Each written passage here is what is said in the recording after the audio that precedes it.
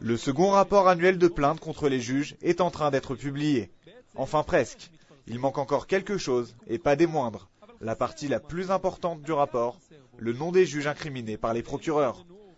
Tova Strasberg-Cohen, responsable de la commission en charge des plaintes, admet l'absurdité de la chose.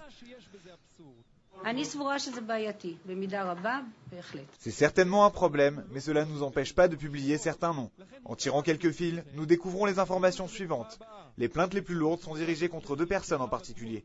Elisheva Barak, l'adjointe au juge du tribunal du travail, et Michaela Sidlovski-Or, la juge du tribunal du district. Les voici toutes deux présentes, ici, au cours d'une banale réunion en compagnie du juge de la Cour suprême, Aaron Barak, et son ancien assistant juridique, Théodore Or.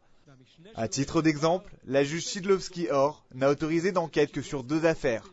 2 affaires en l'espace de 10 ans. L'intéressé s'est péniblement justifié en déclarant que les dossiers étaient classés et qu'ils n'avaient pas lieu d'être réouverts. Notamment un dossier assez compromettant sur le juge Barak Nehelam qui date de 16 ans et qui est toujours en attente de jugement. Curieuse coïncidence qui ne trouve guère d'explication crédible auprès des juges. Si ce type d'affaire est chose courante, des mesures commencent à être prises pour endiguer le phénomène.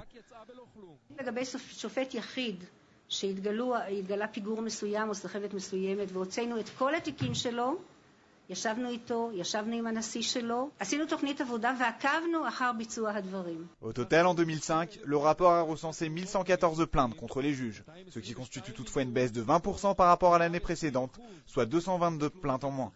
Beaucoup de plaintes traînent un nombre incalculable de dossiers qui n'aboutissent à aucun jugement, comme c'est le cas par exemple pour le juge David Betzalel Mor, qui officie au tribunal correctionnel de Tel Aviv.